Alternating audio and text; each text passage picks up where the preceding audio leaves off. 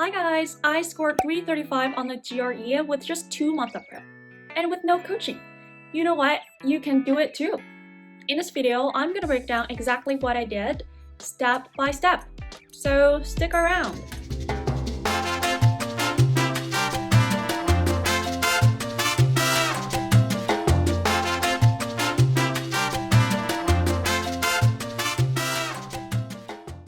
Hi guys, this is my very first YouTube video. Welcome to my channel. So I am Olivia and I'm not a genius. I didn't spend 10 hours a day and I didn't spend thousands on coaching. I just had the correct strategy. First, here is my score breakdown. I got 165 on verbal and 170 on quantitative, which are both above 90th percentile. As for analytical writing, I got 4. Well, not great, but I don't think it's gonna make or break. If you're aiming for a 325 plus score on a tight deadline, this video is for you. Also, stick around till the very end for my biggest mistakes so you don't make them. Alright, let's jump into the plan. The first 2 weeks are all about getting yourself familiar with the exam structure and question types, so you know what to expect when you walk into the exam. No surprise.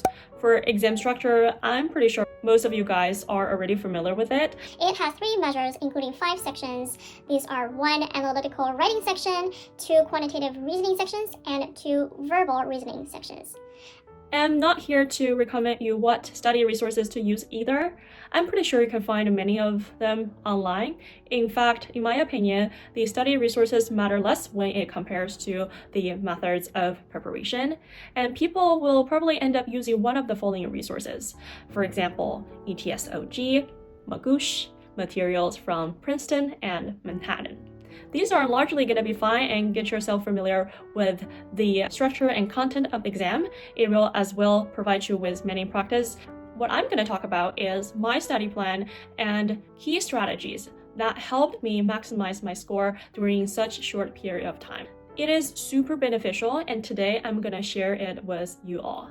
Here's what I did daily. For verbal, I memorized around 200 words in a day. It sounds a lot, but not quite, because the goal here is not try to remember all 200 words in one shot. The goal is try to maximize number of rounds you will go through in 2-month preparation period. Take Magoosh vocabulary flashcard, for example. It contains the definitions of over 1,000 high-frequency words, sorted into common, basic, and advanced. If you could do a quick math with me here, going through 200 words a day, 5 days, you will go through your first round. And with 60 days preparation period, you will go through more than 10 rounds. And trust me, you will become more and more confident about your vocabulary as you approach your exam day, as long as you stick with the plan and being consistent. Another thing that I did daily was practicing 2 sets of verbal reasoning that structure exactly the same as 2 sections that will be tested on real exam. Now let's take a closer look at the verbal reasoning part. For the first section, it has 7 text completion and sentence equivalence questions and 2 reading passages. For the reading part, you will generally read 1 passage with 2 questions and another reading passage with 3 questions. For the second section, it has 7 text completion and sentence equivalence questions, the same amount as the first section, but for the reading part, you will read 4 reading passages. You will normally read 1 passage with 1 question, 2 reading passages with 2 questions, and 1 long reading passage with 3 questions. One thing worth noting is be mindful of time. For text completion and sentence equivalence questions, you will have around a minute per question. For reading passages, the general rule is about 2 minutes per question. Although in practice, you may spend more time in one question, less time in another, that's totally fine. Time-wise, it will balance out.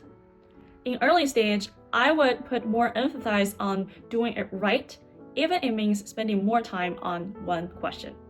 I guess my point here is to establish that mindset early on, knowing at the end of the day, when you walk into the exam, you will have a timer, and you do not have all of the time in the world for you to go through that exam. As for quantitative reasoning, I practice around 10 to 20 questions every day. I put less time and effort into this measuring because I am from a math background, so this is not my weak spot. I just put some effort into it to keep it going. For analytical writing, I have to be honest, I completely deprioritized it to the last 2 weeks because for this measure, I just need a decent score. I don't need a 5+ score. So I would rather allocate my time and energy to other 2 measures, especially verbal, where I started in a place I had such a hard time even understanding the question, let alone getting it right. And for many, many words I've not even seen in my life. So if this is also your strategy working with analytical writing, make sure you stay till the very end, because in phase 3, I will talk about how did I generate a template that is versatile enough to adopt almost all the issue topics in just about 2 weeks. Alright, that's the gist of my study plan for phase 1 while working for a full-time job. And by the way, on the weekends, I would normally double my study workload. And I know this study plan is specifically for me, and you may want to tailor it to accommodate your needs. I imagine for someone who has a philosophy background, verbal for you would not be such a monster as it is for me. And you may want to shift your energy a little bit to take care of quantitative reasoning more. And for someone who is aiming for a perfect score for analytical writing, then for you, you may want to start your preparation on that part early.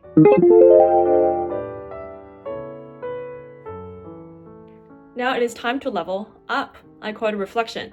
In this phase, other than following pretty much the same study plan as the first 2 weeks, I took the following 2 extra steps.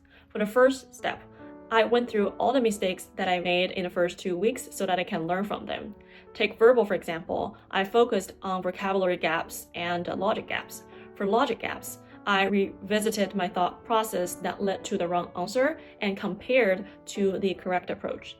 So it helped me pinpoint where exactly I did it wrong. In the end, I summarized my mistakes into multiple patterns, so it helped me not to make the same mistake over and over again. Another step is to level up. For me, it is specifically for quantitative part because for the first 2 weeks, I noticed my accuracy was pretty high on this measure, so it was possible for me to aim for a high score. So I only did hard questions after the first 2 weeks on the quantitative reasoning part. Speak of the math, I do have 2 tips that I want to share with you guys.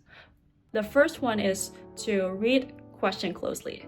Trust me, sometimes you get it wrong, not because it is a hard question, nor because you missed a knowledge nugget. It is simply because you weren't careful enough to understand the question, only to realize later, oh, that's what I missed.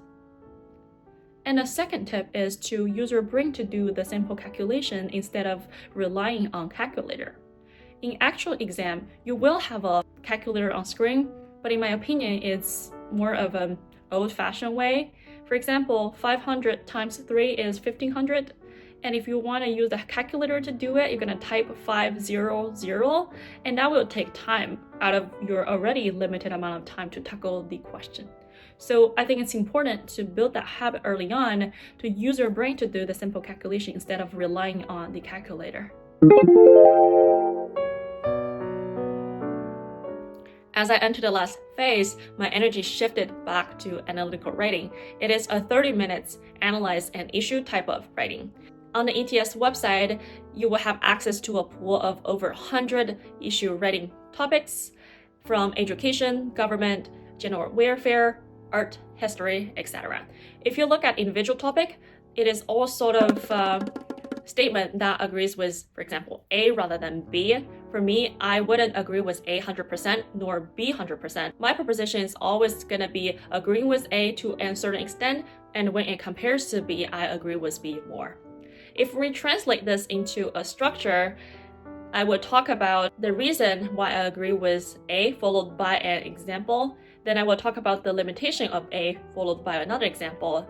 And for the main paragraph, I will talk about, given the limitation of A, why I agree with B more, followed by a main example.